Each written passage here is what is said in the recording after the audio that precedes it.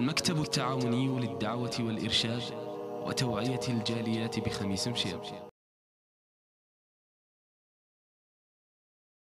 বিসমিল্লাহির রহমানির রহিম। সম্মানিত মুসলিম ভাই সকল, আসসালামু আলাইকুম ওয়া রাহমাতুল্লাহি ওয়া বারাকাতুহু। ইসলামিক দাওয়া সেন্টার খামিস মশাইদ সৌদি আরবের পক্ষ থেকে আপনাদের জানানো হচ্ছে আন্তরিক শুভেচ্ছা ও অভিনন্দন। এখন আপনাদের সামনে পবিত্র কোরআন ও সহিহ হাদিস থেকে গুরুত্বপূর্ণ আলোচনা পেশ করছেন অত্র অফিসের বাংলা বিভাগের দায়ী শাইখ আব্দুল হামিদ বিন সিদ্দিক হুসাইন সালাফি হাফিজাহুল্লাহ।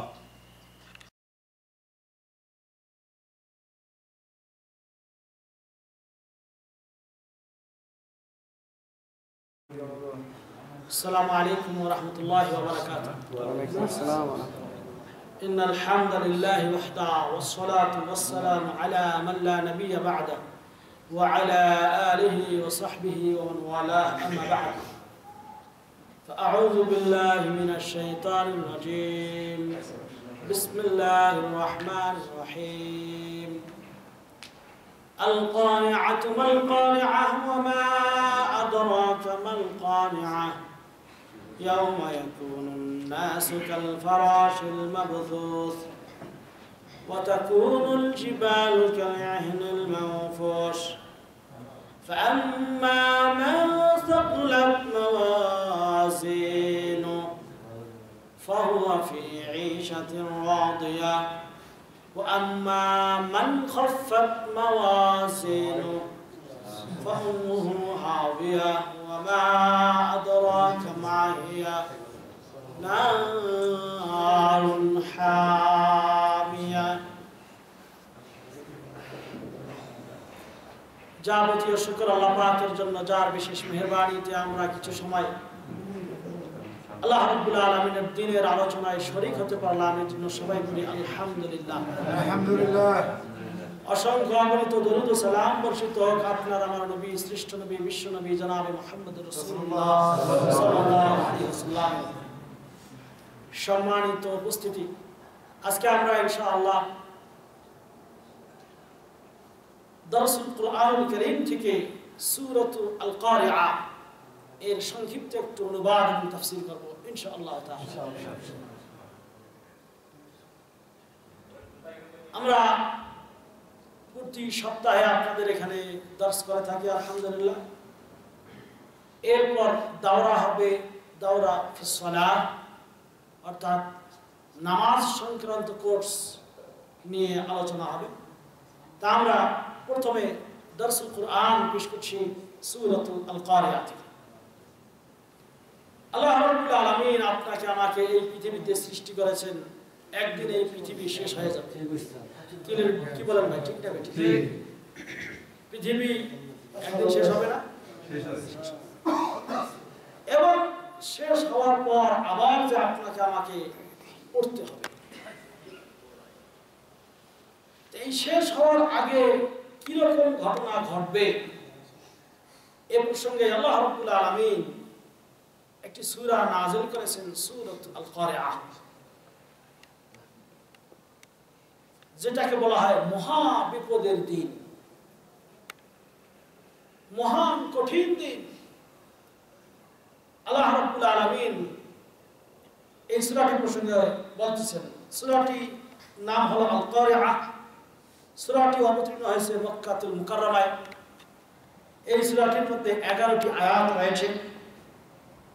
আল্লাহ রাব্বুল আলামিন বলেন আল কারিআ,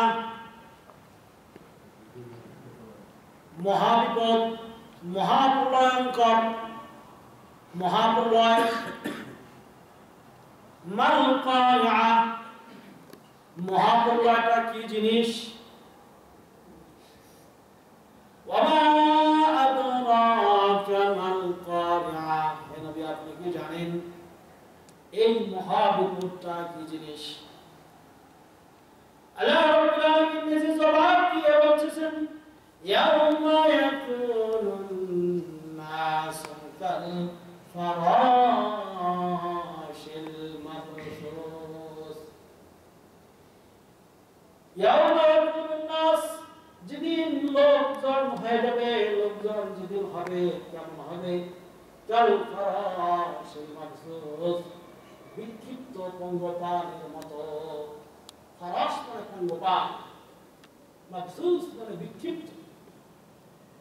অর্থাৎ কিয়ামতের দিন এমন অবস্থা ঘটবে, মানুষ দিক বিদিক ছুটাছুটি করবে, এক একজন এক এক দিকে চলে যাবে,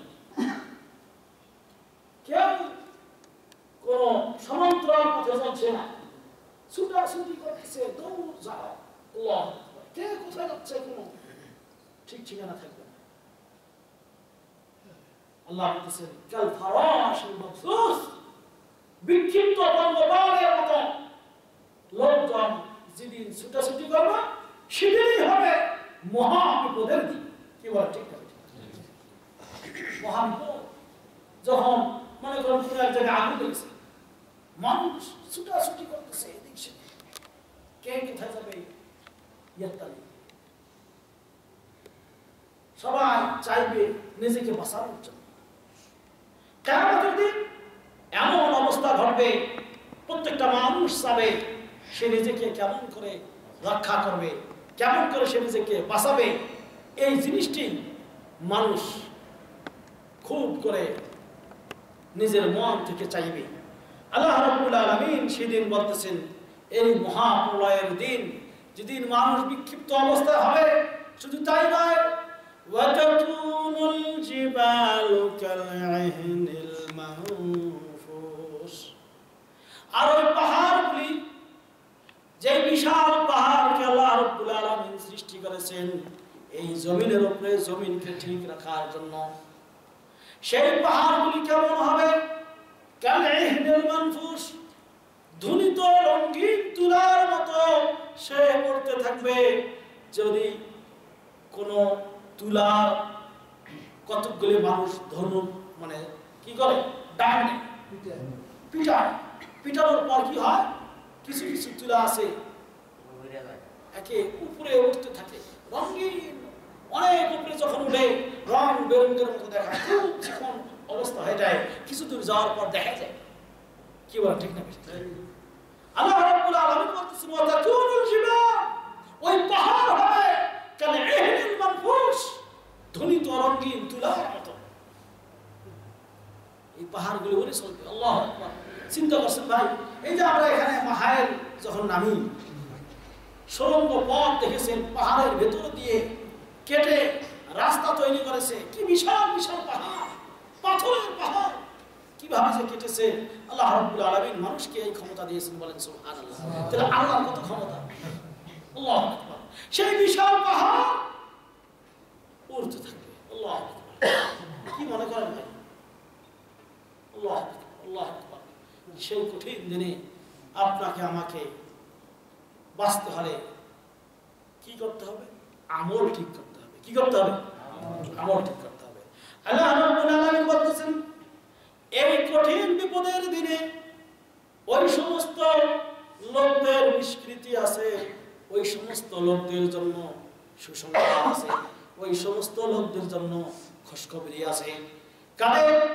আল্লাহ বলেন ফাআম্মা মান সাকুলাত মাওয়াজিনু ফাহুয়া ফি ঈশাতির রাদিয়া।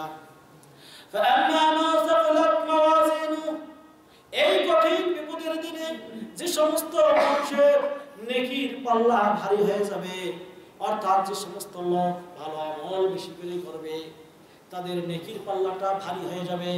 আল্লাহ বলেন এই ভারী হওয়ার কারণে ফাহুয়া ফি ঈশাতির রাদিয়া, ওই ব্যক্তি সন্তুষ্টময় জীবন যাপন করতে থাকবে। তাহলে কঠিন বিপদের দিনে বাঁচার উপায় কি? আমল বেশি করে করা, সহি আমল করা, সঠিক আমল করা। নামাজ পড়বেন, আপনার নেকির পাল্লা ভারী হবে। রোজা রাখবেন, নেকির পাল্লা ভারী হবে। হালাল খাবেন, নেকির পাল্লা ভারী হবে। হারাম থেকে বাঁচবেন, নেকির পাল্লা ভারী হবে। গুনার কাজ ছেড়ে দেবেন, নেকির পাল্লা ভারী হবে। তাসবিহ তাহলিল করবেন, নেকির পাল্লা ভারী হবে। জিকির আজকার করবেন, নেকির পাল্লা ভারী হবে। আল্লাহ রাব্বুল আলামিনের নবী বলেন সাল্লাল্লাহু আলাইহি ওয়াসাল্লাম, এজন্য একটা হাদিসে বলেছেন কালামাতানি خفيفتان على اللسان ثقيلتان في الميزان حبيبتان إلى الرحمن سبحان الله بجبه سبحان الله وبحمده سبحان الله العظيم بيقولوا بيقولون كلمتان দুটি এমন বাক্য خفيفتان على اللسان যা মুখে উচ্চারণ করা খুবই সহজ হাবিবাতান ইলা রহমান কালেমা দুটি মহান রব্বুল আলামিনের কাছে খুবই প্রিয় কিন্তু এই কালেমা দুটির বরকত কি রকম সাকিলাতান ফিল মিজান এই কালেমা দুটি কেউ যদি আমল করে তার নেকির পাল্লা ভারী হয়ে যাবে আর সেটা কি সুবহানাল্লাহ ওয়া বিহামদিহি সুবহানাল্লাহিল আযীম আমরা পড়তে পারি না ভাই চলতে ফিরতে যাইতে গাড়ি ড্রাইভিং করতেছেন বলেন সুবহানাল্লাহ ওয়া বিহামদিহি সুবহানাল্লাহিল আযীম আপনি যে কোনো কাজ করেন না কেন হালাল কাজ করতেছেন আপনি মুখ দিয়ে বলতে পারেন সুবহানাল্লাহ ওয়া বিহামদিহি সুবহানাল্লাহিল আযীম আল্লাহ সুবহানাহু প্রিয় নবী সাল্লাল্লাহু আলাইহি ওয়াসাল্লাম এই বাক্য দুটি শিক্ষা দিলেন আপনি আমিও যদি এই বাক্য দুটি পড়ি ইনশাআল্লাহ নেকির পাল্লা ভারী হয়ে যাবে আরেকটা হাদিস শুনুন হযরত মুসা আলাইহিস সালাম একবার আল্লাহ রাব্বুল আলামিনকে বললেন আয় রব হে আমার প্রভু আমাকে এমন কিছু বাক্য শিক্ষা দিন যেগুলির দ্বারা আমি আপনাকে দোয়া করব আপনার কাছে প্রার্থনা জানাবো আপনার কাছে কিছু চাইবো আল্লাহ রাব্বুল আলামিন মুসা আলাইহিস সালামকে বললেন ইয়া মুসা قل لا إله إلا الله এর মুসা তুমি বলো লা ইলাহা ইল্লাল্লাহ আল্লাহ ছাড়া সত্যিকার আর কোনো মাবুদ নেই এই কথা বলো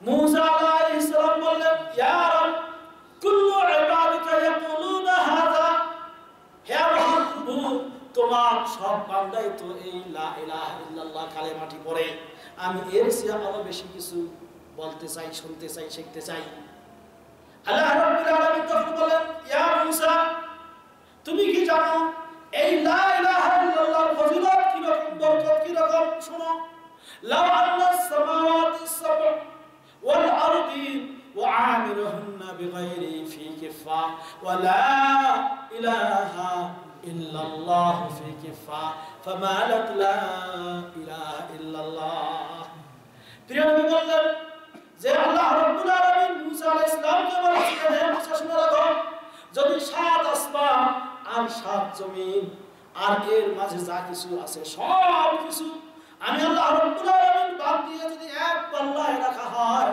আর ওই লা ইলাহা ইল্লাল্লাহ যদি এক পাল্লায় রাখা হয় তাহলে লা ইলাহা ইল্লাল্লাহ পাল্লাটা ভারী হয়ে যাবে সুবহানাল্লাহ কত বড় কথা রাস্তা দিয়ে হাঁটতেছেন এজন্য জিকির করতে পারেন লা ইলাহা ইল্লাল্লাহ লা ইলাহা ইল্লাল্লাহ লা ইলাহা ইল্লাল্লাহ পড়তে থাকেন কোনো সমস্যা নেই কিন্তু আমাদের দেশে এক শ্রেণীর হুজুর আছেন এক শ্রেণীর মানুষ আছেন তারা এই লা ইলাহা ইল্লাল্লাহর জিকির আবার বিভিন্ন ভাবে করে থাকেন যেমন বলবেন লা ইলাহা ইল্লাল্লাহ করে একটা বাম থেকে কি ঝাঁকি মারতে হবে যাতে করে আপনার কলবের মধ্যে যে শয়তান আছে শয়তান বের হয়ে যায় আবার এই লা ইলাহা ইল্লাল্লাহ কি করে লা ইলাহা ইল্লাল্লাহ ইল্লাল্লাহ ইল্লাল্লাহ এই যে ঝাঁকা দিয়ে এরকম করে তাসবিহ তাহলিল পড়া এটার কোনো দলিল নেই হ্যাঁ আপনি জিকির করতে পারেন লা ইলাহা ইল্লাল্লাহ পড়বেন কিন্তু লা ইলাহা ইল্লাল্লাহ ইল্লাল্লাহ ইল্লাল্লাহ মানে এমন জিকির করতে করতে অনেক সময় লাভ দিয়ে উঠে যায় কি বলেন ভাই ঠিক না মানে ইশক এসে গেছে এটার কোনো দলিল আল্লাহ নবী সাল্লাল্লাহু আলাইহি ওয়াসাল্লাম তিনি বলেছেন আফজালুল যিকরি লা ইলাহা ইল্লাল্লাহ শ্রেষ্ঠতম জিকির হলো লা ইলাহা ইল্লাল্লাহ জিকির কিভাবে করতে হবে আল্লাহ রাব্বুল আলামিন বলেন ওয়াযকুর রাব্বাকা ফি নাফসিকা তাদাররুআন ওয়া খীফা দুনাল জাহরি মিনাল কওলি বিল গুদুবি ওয়াল আসাল ওয়া লা তাকুন মিনাল গাফিলিন আল্লাহ রাব্বুল আলামিন বললেন জিকির করবে কিভাবে শোনো ওয়াজকুর রাব্বাকা ফি নাফসিক তোমার রবের জিকির করো মনে মনে বলেন সুবহানাল্লাহ মনে মনে জিকির করো আল্লাহ বলছেন ভাই আল্লাহ যেখানে মনে মনে জিকির করতে বললেন এবং কাউ কি ওয়াখিফা ভীত সন্ত্রস্ত হয়ে ভয় করে আল্লাহ রাব্বুল আলামিন আপনি জিকির করবেন আল্লাহকে হাজির নাজিরে জেনে আপনি আল্লাহর জিকির করবেন আল্লাহর স্মরণ জিকির মানে স্মরণ হ্যাঁ তারপরে কেউ যদি এরকম জিকিরও করেন করতে পারেন তবে মনে মনে পড়েন এবং আল্লাহ বলেন দুনাল জাহরি মিনাল কওল এমন ভাবে জিকির করবে তোমার কথা যেন খুব উচ্চ স্বরে না হয় আল্লাহ নিষেধ করলেন উচ্চ স্বরে জিকির করবে না আমাদের দেশে অনেক আলেম ওলামা আছেন অনেক হুজুররা রয়েছেন যারা কি করেন মসজিদের মধ্যে মাইক দিয়ে জিকির শুরু করে দেয় আর আশেপাশে অনেক অসুস্থ মানুষ বিরক্ত হয়ে যায় আল্লাহর জিকির শুনে মানুষ বিরক্ত হবে এটা কেমন কথা হয়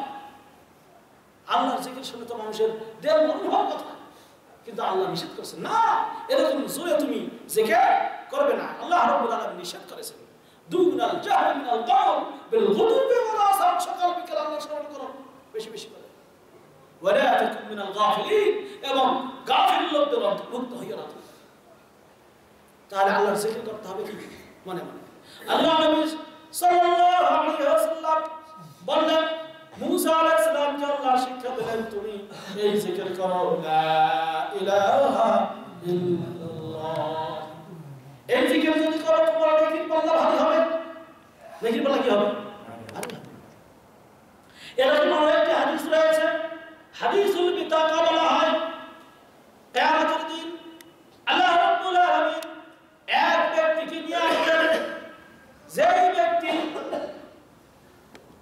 পাপ করতে করতে অনেক ভলিউম কিতাব হয়ে গেছে 99টা দফতর ভর্তি হয়ে গেছে পাপের সাগরে ভর্তি এবং সে একটা আমল করেছিল সে আমলটা একটা কাগজে মাত্র লেখা আছে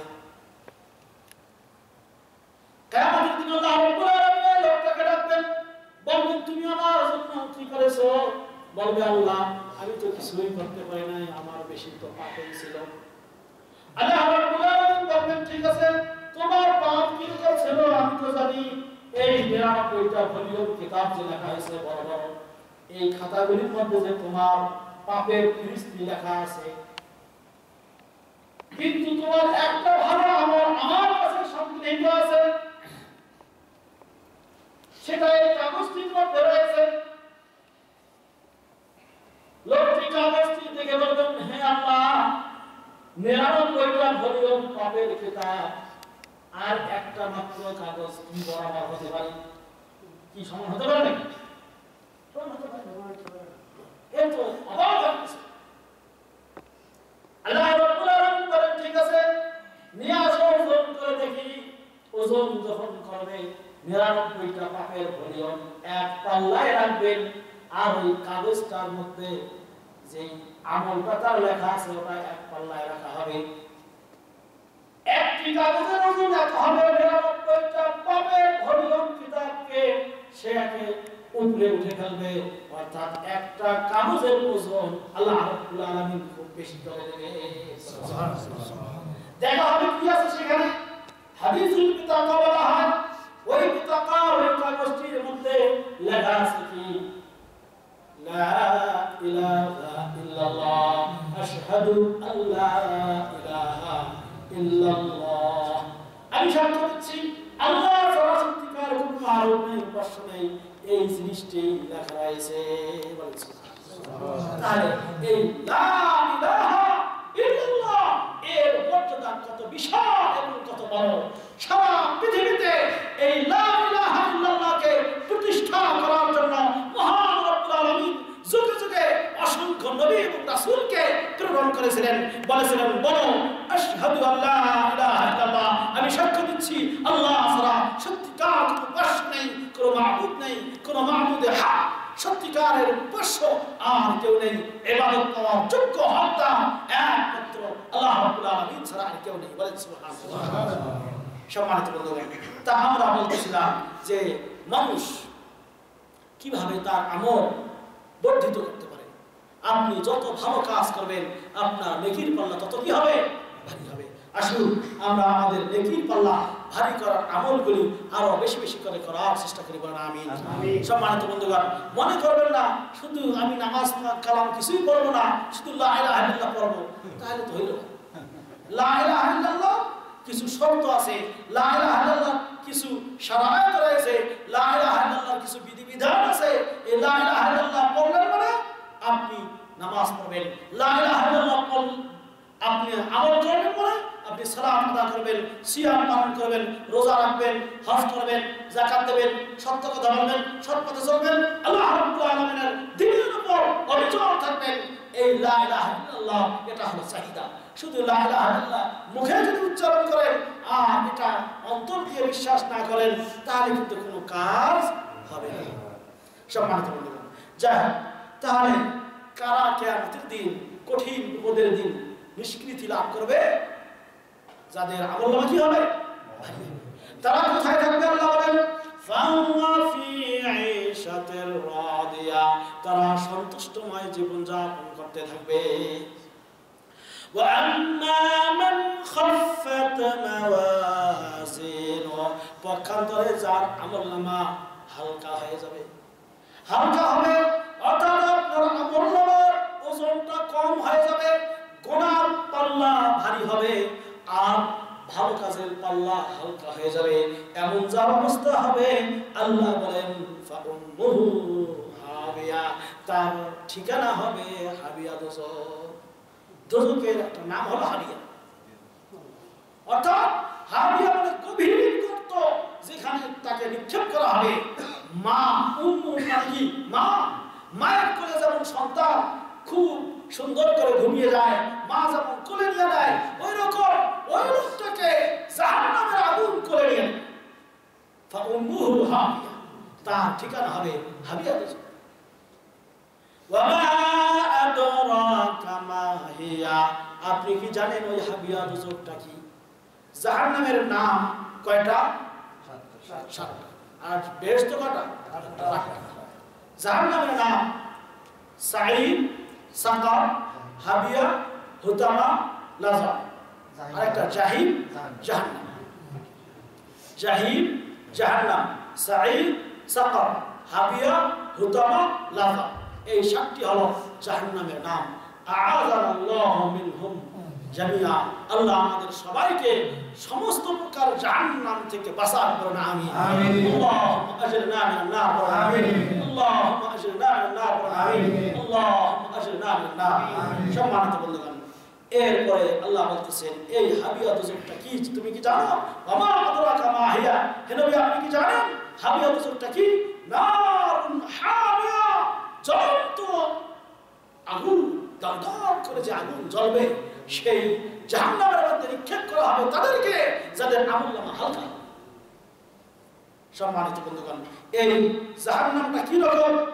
হাদিস শরীফে এসেছে যে এই জাহান্নামের আগুনটা কি রকম আগুন? দুনিয়ার আগুনের 70 ভাগের 1 ভাগ। দুনিয়াতে যে আগুন আমরা দেখি সবচেয়ে দাউ দাউ করে জ্বালালে যে আগুনটা জ্বলবে, এরকম আরো 59 ভাগ, 69 ভাগ, 69 আরো 69 ভাগ কোথায় আছে? জাহান্নামের আগুন। মোট 70 ভাগ জাহান্নামের আগুন হবে। বলেন নাউযুবিল্লাহ। সাহাবায়ে বললেন হে আল্লাহর নবী, যদি হাদিস শরীফে এসেছে যে قال ابو مصعب عن مالك عن ابي الزناد عن الاعرج عن ابي هريره, আবু হুরায়রা রাদিয়াল্লাহু তাআলা আনহু থেকে বর্ণিত, তিনি বলেন আন্না নবী সাল্লাল্লাহু আলাইহি ওয়াসাল্লাম قال, নবী করিম সাল্লাল্লাহু আলাইহি ওয়াসাল্লাম বলেছেন, কি বলেছেন? যে নার বনি আদম আল্লাতী তুকিদুনা জুজউম মিন 70 জুজআন মিন নার জাহান্নাম, অর্থাৎ হে আদম সন্তানেরা যে আগুন জ্বালায়, এই আগুনের জাহান্নামের আগুন হলো 70 ভাগ, অর্থাৎ আরো 69 ভাগ জ্বলন্ত আগুন থাকবে। কোথায়? জাহান্নামে। قالوا সাহাবায়ে কেরাম বললেন ইয়া রাসূলুল্লাহ, হে আল্লাহর নবী, ইন কানাত লাকাফিয়া, যদি দুনিয়া আগুনই হইতো এটাই তো যথেষ্ট ছিল। এমনি একটা ওই বাতি জ্বালিয়ে সেখানে একটা আগুন দেওয়া কি সম্ভব ভাই? দেবেন কেউ? এই আগুন যদি খুব দাউ দাউ করে দুনিয়ার আগুনটা জ্বালানো হয় সেখানে যাওয়া কি সম্ভব? সম্ভব নয়। হ্যাঁ, ওই যে কিছুদিন আগে রানা প্লাজায় ধসে মারা গেল, আবার তাজরিন গার্মেন্টসে আগুন লেগে কত বোনেরা ভাইয়েরা আমার গ্রাম দিল। চিন্তা করেছেন যখন আগুন জ্বলেছে চতুর্দিকে তার প্রাণটা কোথায় গিয়েছিল ভাই? আল্লাহ ছটফট ছটফট করে আগুন আমাকে ধরতেছে, কাপড়ের মধ্যে ধরে এইরকম করে মারা গেল। আপনি কি মনে করেন ভাই? জ্যান্ত একটা মানুষ দেখতেছে এই যে আগুন চতুর্দিকে, আমাকে বাঁচার কেউ নেই, চতুর্দিকে আগুন এসে আমাকে ছটফট করে খেয়ে ফেল। দুনিয়ার আগুন, আখিরাতের আগুন আরো কত ভাগ, 69 ভাগ আছে। আল্লাহ নবী কে বললেন সাহাবায়ে কেরাম যে ইন্নাহা ইন কানাত লাকাফিয়া, দুনিয়া আগুনটাই যদি থাকতো এটাই তো যথেষ্ট ছিল, কিন্তু এই আগুন আল্লাহ নবী বলেন ফাকা, আল্লাহ নবী বলেছেন ইন্নাহা ফুজিলাত আলাইহা বি69 জুজআ। আল্লাহ নবী বলেন এই দুনিয়ার আগুনের চেয়ে আরো 69 ভাগ কি থাকবে? বেশি থাকবে। আল্লাহ আমাদেরকে আল্লাহ আশরিনা মিনান নার বলেন আমিন। আল্লাহ আমাদের জাহান্নামের আযাব থেকে বাঁচাও বলেন আমিন। সম্মানিত বন্ধুগণ, আল্লাহ নবী সাল্লাল্লাহু আলাইহি ওয়াসাল্লাম আরেকটা হাদিসে বলেছেন যে এই দুনিয়ার আগুনটা যেটা আমরা দেখতেছি, এই আগুনটা কিয়ামতের দিন কেমন হবে, যে এমন ভাবে প্রজ্বলন করা হবে এই আগুনগুলি মানে কালো ধোঁয়া হয়ে যাবে, আগুন কালো ধোঁয়া হয়ে যাবে, এমন অবস্থা দেখা দেবে। তারপর যেমন আল্লাহ বলতেছেন ইযা ইশতাদ্দাল হাররু ফাকাবরিদু আনিস সালাহ ফাইন্না শিদ্দাতাল হাররি মিন ফাইহি জাহান্নাম। এরকম একটা হাদিসে এই জন্য এসেছে যে জাহান্নামের মানে এমন অবস্থা হবে একটা আরেকটা অংশকে খেয়ে ফেলতে যাবে, এত তাদের গরম। এজন্য এক হাদিসে এসেছে প্রিয় নবী বলেছেন তোমরা যোহরের নামাজ অনেক সময় একটু ঠান্ডা করে পড়ো যদি খুব গরমের সময় হয়, কারণ জাহান্নামের একটা কি ভাব আল্লাহ রাব্বুল আলামিন এই দুনিয়াতে প্রেরণ করে থাকেন। আল্লাহ আমাদেরকে এই জাহান্নামের আযাব থেকে মুক্তি দান করুন আমিন। আমিন। সম্মানিত বন্ধুগণ, আল্লাহ নবী সাল্লাল্লাহু আলাইহি ওয়াসাল্লাম এই জাহান্নাম সম্পর্কে বলতেছেন ইন্নাহু ক্বাল ইন্না আহলুন নার আযাবান মান লাহু না'লান ইউগলি মিনহুমা দিমাগ। এই জাহান্নামের মধ্যে সবচেয়ে নিম্নতম শাস্তি যার হবে কার জানেন? হ্যাঁ, আল্লাহ নবী কি চাচা, তার নাম কি? আবু তালেব। এবং তাকে কি করা হবে? দুইটা জুতা পরিয়ে দেওয়া হবে আগুনে। এই দুইটা জুতা পরিয়ে দেওয়ার কারণে মাথার মগজ টকবক টকবক করে পড়ে যাবে। আল্লাহ, কঠিন আযাব। আল্লাহ আমাদের এই জাহান্নামের আযাবগুলি থেকে আমাদেরকে বাঁচাও আমিন। আল্লাহ আমাদেরকে তোমার পথে ভালো করে আমল করার তৌফিক দান করো আমিন। আরেকটা হাদিসে এসেছে প্রিয় নবী সাল্লাল্লাহু আলাইহি ওয়াসাল্লাম বলেছেন উরদা আলান নার আলফ সানা হাত্তা আহমারা। আল্লাহ বলতেছেন জাহান্নামের যে আগুনটা হবে 1000 বছর থেকে সেটা প্রজ্বলন করা হবে, হতে হতে হাত্তা আহমারা, এই আগুনটা লাল হয়ে যাবে। এরপরে সুম্মা উরদা আলাইহা আলফ সানা হাত্তা আবিয়াত, এরপর এই লাল আগুনটাকে আবার 1 বছর ধরে প্রজ্বলন করা হবে, জাল দেওয়া হবে, হতে হতে সাদা হয়ে যাবে। এরপরে আবার 1000 বছর এই জাহান্নামের আগুনটাকে তাপ দেওয়া হবে, এরপরে সেটা কালো কুচ্ছিত হয়ে যাবে, সেটা এমন অবস্থা হবে যে কালো ঘুটঘুটে অন্ধকার হয়ে যাবে। আল্লাহ আমাদের এই জাহান্নামের আযাব থেকে বাঁচাও করুন আমিন। আসুন সম্মানিত বন্ধুগণ, এই যে আমি কথাগুলি বললাম বিভিন্ন হাদিসের রেফারেন্স এবং তাফসীর ইবনে কাসিরে আপনারা বিস্তারিত পাবেন। আসুন আমরা এই জাহান্নামের আযাব থেকে বাঁচার চেষ্টা করি। আল্লাহ রাব্বুল আলামিন এই তৌফিক আমাদেরকে দান করুন আমিন, এবং আমাদেরকে সৎ আমল করার আল্লাহ যেন তৌফিক দান করুন আমিন। ওয়া আখিরু দাওয়ানা আনিল হামদুলিল্লাহি রাব্বিল আলামিন ওয়া সাল্লাল্লাহু আলা নাবিয়িনা মুহাম্মদ ওয়া আলা আলিহি ওয়া সাহবিহি আজমাইন। আসসালামু আলাইকুম ওয়া রাহমাতুল্লাহি ওয়া বারাকাতুহু।